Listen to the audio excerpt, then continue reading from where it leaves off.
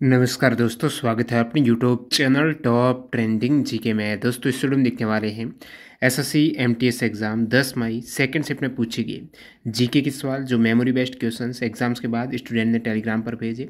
सभी सवाल extra fact से देखने वाले हैं। पूरे 25 सवाल मिल चुके हैं और ये एक्स्ट्रा फैक्ट आने वाले किसी भी एग्जाम्स के लिए काफ़ी इंपॉर्टेंट रहने वाले हैं, तो वीडियो के अंत तक आपको बने रहना है। पीडीएफ फाइल के लिए टेलीग्राम चैनल ज्वाइन करना है। न्यू कैंडिडेट टेलीग्राम चैनल जरूर ज्वाइन कीजिएगा, लिंक डिस्क्रिप्शन बॉक्स में या फिर डायरेक्टली आप टेलीग्राम में @trendgk सर्च करके भी ज्वाइन कर सकते हो। तो यहाँ पर सेकंड शिफ्ट का आपके सामने पहला सवाल, कौन से स्वतंत्रता सेनानी ने पुणे में 1885 में फर्गुसन कॉलेज की स्थापना की? तो फर्गुसन कॉलेज की स्थापना याद रखना है 1885 में की गई है और ये पुणे में की गई है। तो इनके जो फाउंडर हैं उसमें नाम आता है वामन श्रीराम आप्टे, बाल गंगाधर तिलक, विष्णु शास्त्री चिपलूणकर, महादेव बल्लाल नामजोशी और गोपाल कृष्ण आगरकर। तो बाल गंगाधर तिलक यदि विकल्प में था तो आप कर सकते थे स्वतंत्रता सेनानी। 1885 में फर्गुसन कॉलेज की स्थापना की थी ये पुणे में। इसके प्रथम प्रिंसिपल कौन थे? वामन शिवराम आप्टे। आगे बढ़े उससे पहले आपको बता दूं, जो कैंडिडेट मॉक टेस्ट सीरीज से नहीं जुड़े, किसी भी एग्जाम की तैयारी करते हो, अभी स्मार्ट वर्क के तौर पर आपको ऐसे प्लेटफॉर्म से जुड़ना होगा जहां पर लेटेस्ट पैटर्न पर आधारित आपको प्रैक्टिस कराई जाती है मॉक टेस्ट की, वो भी काफ़ी किफ़ायती फ़ी में। तो आप टेक्स्ट बुक से जुड़ सकते हो। अभी डील चल रही है 10 और 11 मई के लिए। 2 दिन का ऑफर का लाभ उठाएगा। मिनिमम प्राइस 269 में टीटीजी के कूपन कोड यूज़ करने पर आपको एक्स्ट्रा 10% का डिस्काउंट मिल जाएगा। ये ईयरली टेक्स्ट बुक पास है और जो candidate text book pass pro लेना चाहते हैं तो पास प्रो में एक्स्ट्रा फीचर में आपको प्रीवियस ईयर के मॉक टेस्ट है, वो प्रीवियस ईयर के मॉक टेस्ट एज ए आप दे सकते हो प्रैक्टिस टेस्ट के रूप में और अनलिमिटेड रिवाइज कर सकते हो, दोबारा अटेम्प्ट कर सकते हो, लाइव टेस्ट दे सकते हो। इसके साथ नॉर्मल मॉक टेस्ट रहेंगे ही रहेंगे। तो इसमें भी 8 से 11 मई के मध्य डील है, तो ये 449 में आप ग्रैब कर सकते हो। टीटीजी के कूपन कोड यूज़ करके ईयरली आपको मिल जाएगा और इसमें सारे एग्जाम्स के मॉक टेस्ट इंक्लूड है। मतलब 700 प्लस एग्जाम्स के मॉक टेस्ट एक पास ले लो। जो एग्जाम की तैयारी करते हो, अभी लेटेस्ट एएलपी के 23-24 के पैटर्न पर आधारित सीजीएल के मॉक टेस्ट हैं, एमटीएस के हैं, सभी लेटेस्ट पैटर्न पर आधारित प्रैक्टिस कीजिएगा और अपने टाइम मैनेजमेंट को बेहतर कीजिएगा। लिंक डिस्क्रिप्शन बॉक्स में। सवाल नंबर 2, लेंस की क्षमता किस इकाई से मापी जाती है? लेंस की क्षमता की ऐसा यूनिट है वो डायोप्टर है। ठीक है, एक डायोप्टर है वो 1 मीटर इनवर्स के इक्वल होता है, क्योंकि जो डायोप्टर लेंस की क्षमता है पावर ऑफ लेंस है बराबर 1 फोकल लेंथ।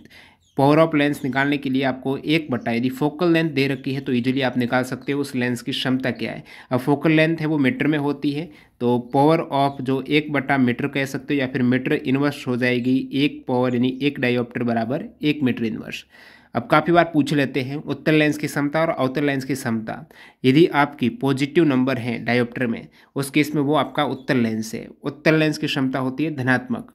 उत्तल लेंस कब लगाया जाता है? जब आपके दूरदृष्टि दोष हो, मतलब दूर की वस्तुएं हैं वो स्पष्ट है, निकट की नहीं दिखाई देती। दूरदृष्टि दोष में उत्तल लेंस और निकट दृष्टि दोष में अवतल लेंस का प्रयोग होता है। उत्तल लेंस की क्षमता हमेशा आपकी पॉजिटिव में रहेगी। उत्तल यानी यूपी यानी पॉजिटिव, यूपी याद रखिएगा। अवतल है तो उसकी नेगेटिव में रहेगी। सवाल न्यूमेरिकल का एक बन जाता है। फोकस दूरी दे दे तो आप निकाल सकते हो ना उसकी क्षमता, बिल्कुल निकाल सकते हो, लेकिन ध्यान रखना फोकस दूरी वो मीटर में हो। ठीक है, ऐसा यूनिट में फोकस दूरी हो। जैसे कि यहाँ पर 200 सेंटीमीटर फोकस दूरी दे दी तो आप क्षमता निकालेंगे P बराबर 1/200। डायरेक्टली करेंगे तो ये गलत हो जाएगा। 200 सेंटीमीटर को आपको मीटर में बदलना है, तो सेंटीमीटर को मीटर में बदलने के लिए मैं 100 से भाग दूंगा। ठीक है, तो 100 से भाग दूंगा तो ये हो जाएगा P बराबर 1/2। तो 1/2 ये मीटर में आ गई। ठीक है, या फिर 0.5 ये डायोप्टर, सॉरी मीटर इनवर्स है, 0.5 डायोप्टर आप कह सकते हो। नेक्स्ट वाला देखते हैं, स्टैंड अप इंडिया योजना किसके लिए लागू है? तो स्टैंड अप इंडिया योजना में अनुसूचित जाति, SC ST, पिछड़ा वर्ग और महिला कारोबारी हैं, इनको 10 लाख से 1 करोड़ रुपए तक का लोन दिया जाता है और ये शुरुआत 5 अप्रैल 2016 को हुई है। नेक्स्ट सवाल है, महापुरुष श्रीमंता शंकर देव किस शास्त्रीय नृत्य से संबंधित? श्रीमंता शंकर देव हैं वो क्षत्रिय नृत्य हैं, ये असम का डांस है, क्षत्रिय डांस, उससे संबंधित है महापुरुष श्रीमंता शंकर देव। प्रमुख शास्त्रीय नृत्यों के डांसर की बात करें तो रुक्मिणी देवी अरुंधले हैं भरतनाट्यम की डांसर, पंडित बिरजू महाराज कथक के dancer, Uday Shankar fusion, कैलुचरण Mohapatra Odissi dance के हैं ये, गुरु बिपिन सिंह मणिपुरी, गुरु वेम्पति चना सत्यम कुचिपुड़ी के डांसर हैं, सोनल मान सिंह भरतनाट्यम और ओडिसी के, पद्म सुब्रमण्यम भरतनाट्यम, शोभना नारायण कथक, श्रीमंता शंकरदेव जो आपको पूछा है सत्रिया के डांसर है। साराबाई हैं भरतनाट्यम और कथकली। और बात करें क्लाइनी कुट्टी अम्मा, वो मोहिनीअट्टम की हैं। यामिनी कृष्णमूर्ति कुचिपुड़ी भरतनाट्यम। और सत्यनारायण शर्मा कुचिपुड़ी। तंजोर बाल सरस्वती भरतनाट्यम। कुमारी कमला कथक। और अलारमेल वेली भरतनाट्यम की dancer. Who is the Indian author of the inheritance of loss? The inheritance of loss पुस्तक के लेखक कौन है? भारतीय लेखक। द इनहेरिटेंस ऑफ लॉस के है किरण देसाई। 2021 में जो जनगणना हो रही है अभी कंटिन्यू होगी, 23 एंड में दोबारा कोविड-19 के कारण है, बीच में स्थगित है। तो सेंसस 2021 में पहली बार कौन से समुदाय पर डाटा एकत्र किया जाएगा? तो अदर बैकवर्ड कास्ट ओबीसी पर पहली बार डाटा एकत्र किया जाएगा। कितने ओबीसी है? तो जनगणना 2021 में पहली बार ऐसा हो रहा है। 1931 के बाद में इस तरह का डाटा एकत्रित किया जा रहा है जो कि ओबीसी का हो रहा है। तो विकल्प में SC ST थे। नेक्स्ट सवाल, झूम खेती किस राज्य में की जाती है? तो झूम खेती की बात करें तो ये मणिपुर, असम, मेघालय, अरुणाचल प्रदेश, त्रिपुरा, मिजोरम इसके अंतर्गत आते हैं। सबसे अधिक झूम खेती है वो नागालैंड में की जाती है। तो नागालैंड, मणिपुरी, मेघालय, अरुणाचल प्रदेश, त्रिपुरा, मिजोरम है।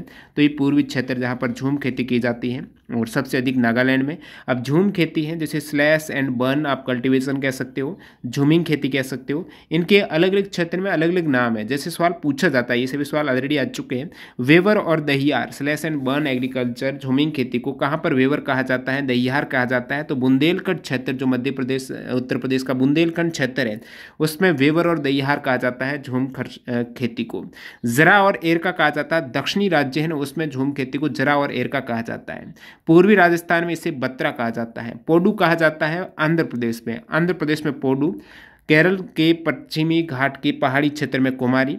उड़ीसा में कहा जाता है इसे कमन विंगा धावी। मणिपुर में कहा जाता है पामलो, ठीक है। और दीपा कहा जाता है बस्तर छत्तीसगढ़। और अंडमान निकोबार में एक सवाल पूछा था TCS ने, अंडमान निकोबार में क्या कहा जाता है झूमिंग खेती को? तो वो दीपा कहा जाता है, बस्तर छत्तीसगढ़ में भी। मैन्यूर या फिर ऑर्गेनिक जो खाद होती है, यानी खाद की बात हो रही है। एक दोस्तों खाद होती है, एक होती है उर्वरक। तो दोनों ही अलग अलग हैं, यानी आप कह सकते हो मेन्यूर और जो फर्टिलाइजर है उसमें क्या अंतर है? तो उर्वरक तो आपके हो जाएगी यूरिया है, DAP है, ये फर्टिलाइजर है जो कि सिंथेटिक है, ठीक है, कृत्रिम है।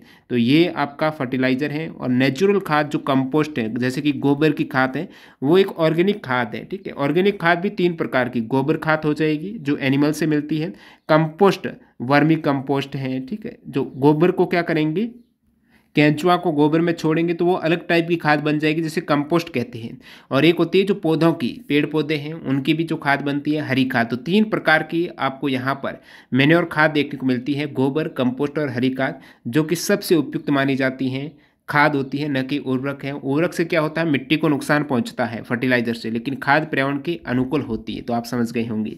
नेक्स्ट सवाल है, national bank for agriculture and rural development, राष्ट्रीय बैंक जो कृषि और ग्रामीण विकास के लिए है वो नाबार्ड है। इसका हेडक्वार्टर कहाँ पर है? नाबार्ड, जिसकी स्थापना से एक सवाल आता है।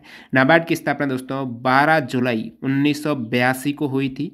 और इसका मुख्यालय कहाँ पर है? तो मुख्यालय है नाबार्ड का बॉम्बे में, मुंबई में इसका हेडक्वार्टर है नाबार्ड का। स्थापना 1982 में। वर्तमान में अध्यक्ष हैं साजिद केवी। एक दोस्तों फिक्की भी संगठन है जो कि non government non profit organisation है। तो federation of Indian chambers of commerce and industries की फुल फॉर्म है। फिक्की की स्थापना 1927 में। इनके फाउंडर है घनश्याम दास बिरला और पुरुषोत्तम दास ठाकर दास। नेक्स्ट वाले यहाँ पर चोल काल की कृषि भूमि नाम है ब्रह्मादेय, इसका क्या मतलब है? चोल काल में कृषि भूमि ब्रह्मादेय का क्या तात्पर्य है?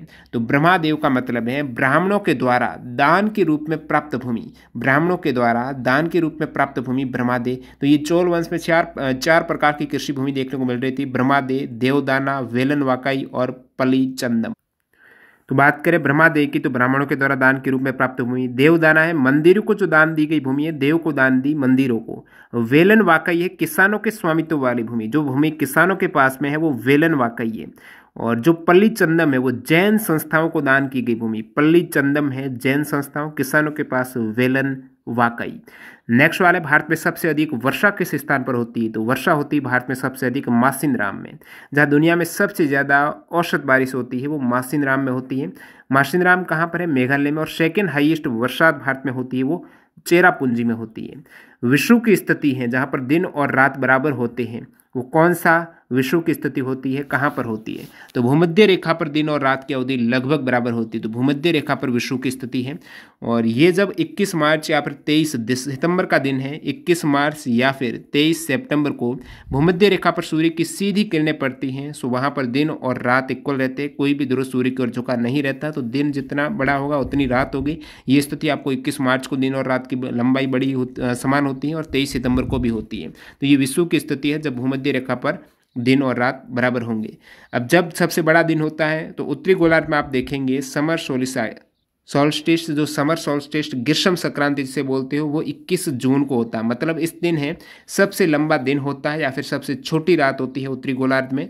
और इसके विपरीत है, उत्तरी गोलार्ध में सबसे छोटा दिन होता है वो 21 दिसंबर को होता है। तो ये विंटर संक्रांति हो जाएगी।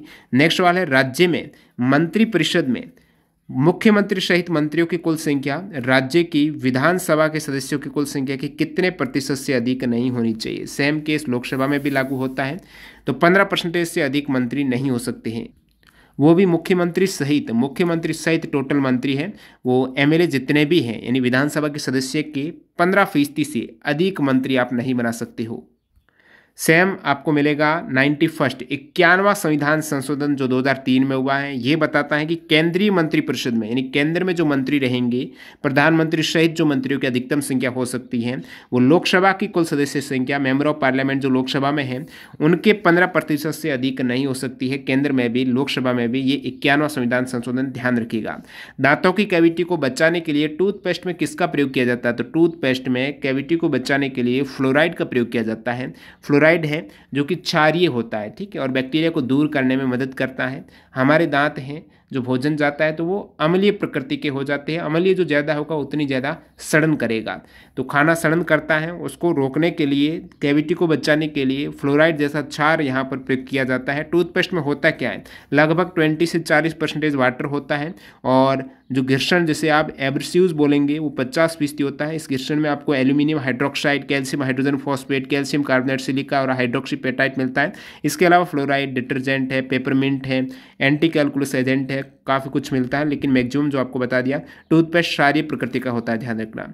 मीराबाई चानू किस खेल से संबंधित है? मीराबाई चानू वेट लिफ्टिंग से है, मणिपुर से बिलोंग करती हैं। 49 किलोग्राम भार वर्ग में इन्होंने सिल्वर मेडल जीता है टोक्यो 2020 ओलंपिक में।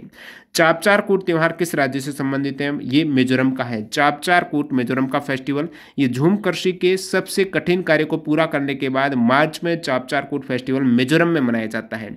मौलिक अधिकार किस अनुच्छेद में उल्लिखित हैं? तो फंडामेंटल राइट्स आपको मिलेगा भाग 3 आर्टिकल 12 से लेकर 35 तक।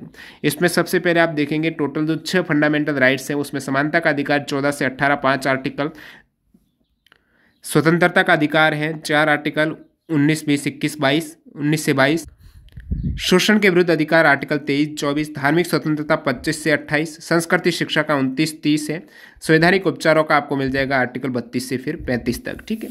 नेक्स्ट यहाँ पर बात करें संपत्ति का अधिकार, पहले था, अभी 44वें संविधान संशोधन 1978 के तहत संपत्ति का अधिकार आर्टिकल 300 में रखा गया है एज ए विधिक अधिकार के रूप में। भारतीय संविधान के सभी भाग आपको याद रखना है, प्रमुख भाग जैसे कि भाग फर्स्ट संघ और उनके क्षेत्र अनुच्छेद 1 से 4 है इसमें। नागरिकता आर्टिकल 5 से 11 है भाग 2 में। भाग 3 में मौलिक अधिकार 12 से 35, 4 में डीपीएसपी राज्य की नीति निर्देशक सिद्धांत आर्टिकल 36 से 51 है, 4A में मौलिक कर्तव्य आर्टिकल 51A में है, 5 में संघ है आर्टिकल 52 से 151, 6 में क्या है राज्य जो अनुच्छेद 152 से 237, 7 में संविधान अधिनियम 1956 द्वारा इसको निश्चित किया गया, 8 में संघ राज्य क्षेत्र मिलेगा 239 से 242, पंचायतें भाग 9 में है आर्टिकल 243 से 243 वो पंचायतें हैं, और भाग 9A में आपको नगर पालिकाएं मिलेगी जो कि ओ के बाद 243P से 243ZG, ये याद रखिएगा भाई, P और ZG इनसे पूछा जाता कहाँ तक है आपके नगर पालिकाएं। और 10 में अनुसूचित और जनजाति क्षेत्र मिलेगा 244A और 44 आर्टिकल, और 11 में आपको संघ और राज्यों के बीच में संबंध आर्टिकल 245 से 63, और इसी प्रकार आप देखेंगे 12 में वित्त संपत्ति संविधाएं और वाद अनुच्छेद 264 से 301, और 13 में आपको मिलेगा भारत के राज्य क्षेत्र के भीतर व्यापार वाणिज्य और समागम आर्टिकल 301 से 307। इसी प्रकार यहाँ पर राजभाषा का पूछा जाता है तो 343 से 351, और भाग कौन सा हो जाएगा 17वां। भाग 18 में आपात प्रबंध है 352 से 308 है, आपातकाल के प्रबंध है 352 360 तक, वो भाग 18 में है, ठीक है। नेक्स्ट यहाँ पर सवाल देखते हैं, और संविधान का संशोधन आर्टिकल 368 है ना, ये भाग 20 है। नीरज चोपड़ा ने टोक्यो 2020 ओलंपिक में कितने मीटर का जेवलिन थ्रो करके गोल्ड मेडल जीता? तो नीरज चोपड़ा ने 87.58 मीटर का थ्रो किया था 7 अगस्त 2021 को। बाकी अंतर्राष्ट्रीय में पर्सनल बेस्ट है नीरज चोपड़ा का, वो 89.94 मीटर का स्टॉकहोम डायमंड लीग 2022 में थ्रो किया था। दादा साहेब फाल्के पुरस्कार से किस गायक को सम्मानित किया जा चुका है? तो दादा साहेब फाल्के पुरस्कार से 1989 में लता मंगेशकर को दिया गया था, 2000 में आशा भोसले को दिया गया है, 2007 में मन्ना डे को दिया जा चुका है। ये 3 प्रमुख सिंगर्स को मिल चुका है। बाकी प्रथम दादा साहेब फाल्के अवार्ड की बात करें तो 1969 में देविका रानी को मिला है, 2019 में रजनीकांत को, उससे पहले अमिताभ बच्चन को 2018 में, 2020 में 68वां है वो आशा पारेख को दिया गया है। ये सभी इंपॉर्टेंट है। नेक्स्ट सवाल है संथाल, जो संथाल जनजाति है भारतीय आदिवासी समूह, ये किस क्षेत्र से संबंध रखते हैं? तो ये दोस्तों ईस्ट साइड से आते हैं। पूर्वी क्षेत्र में संथाल जनजाति आपको मिलेगी, जो मुंडा जाति समूह की प्रमुख जनजाति है। पूर्वी क्षेत्र में विशेषकर झारखंड, पश्चिम बंगाल, उड़ीसा, बिहार और असम क्षेत्र में संथाल।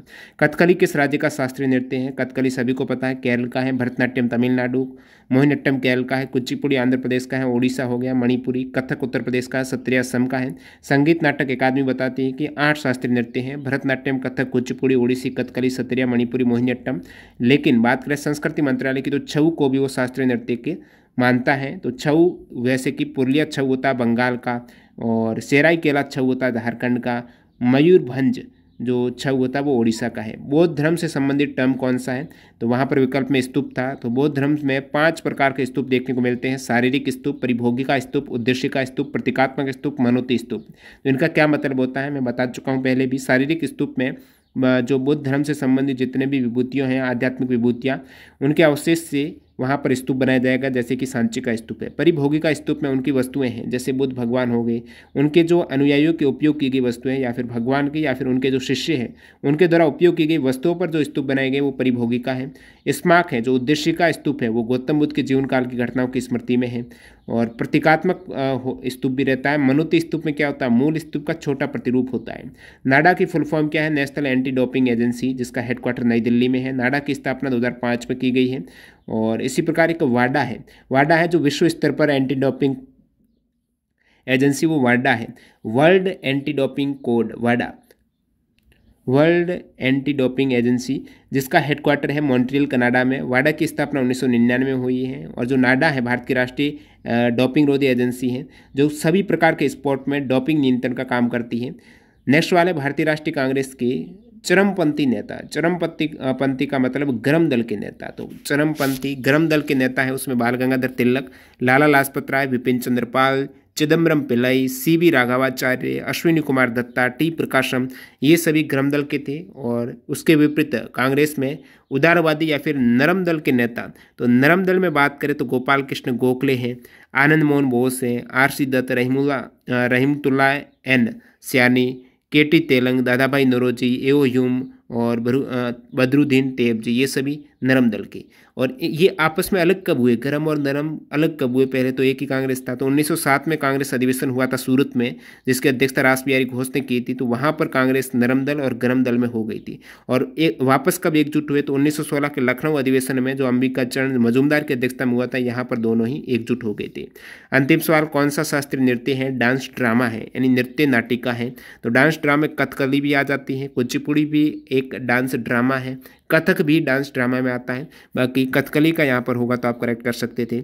और कथकली में क्या होता है? 5 ललित कलाओं का संयोजन होता है, जिसमें आपको नाट्य भी मिलेगा, डांस भी मिलेगा, एक्ट भी मिलेगा, म्यूजिक भी होगा, इंस्ट्रूमेंट भी होगा। इसी प्रकार की कुचिपुड़ी की बात करें तो वहाँ पर नृत्य, संगीत, नाटक है वो कुचिपुड़ी में भी होता है। तो यहाँ पर 25 सवाल सेकंड शिफ्ट के कंप्लीट होते हुए। वीडियो पूरा देखने के लिए आपका बहुत बहुत धन्यवाद। न्यू कैंडिडेट जो अभी तक टेस्ट सीरीज से नहीं जुड़े, तो स्मार्ट वर्क के तौर पर मॉक टेस्ट लगेगा, जितनी अच्छी हो सके प्रैक्टिस करो। और प्रैक्टिस करना इंपॉर्टेंट नहीं है, बाद में ये चेक करो कि कहाँ पर आपकी गलतियाँ हो रही मॉक टेस्ट में। यानी एग्जाम से पहले जितने आप ज़्यादा एग्जाम देंगे, जितनी ज़्यादा आप अनुभव प्राप्त करेंगे एग्जाम से पहले, उन एग्जाम को देखकर उसका एनालिसिस करके, यानी कहाँ पर आपने मॉक टेस्ट में गलतियाँ की है, नेक्स्ट टाइम वो गलतियाँ नहीं होनी चाहिए। विशेषकर टाइम मैनेजमेंट है, कैलकुलेशन वगैरह है, या फिर सवाल को कहाँ पर आप बार बार उसी सब्जेक्ट के, उसी टॉपिक के सवाल को गलत कर रहे हो, ये सभी प्रैक्टिस से ही संभव हो पाते हैं। तो प्रैक्टिस के लिए आप टेक्स्ट बुक से जुड़ सकते हो। अभी बेहतरीन ऑफर चल रहा है, TTG के कूपन कोड यूज़ कर लेना, आपको एक्स्ट्रा डिस्काउंट मिल जाएगा। धन्यवाद।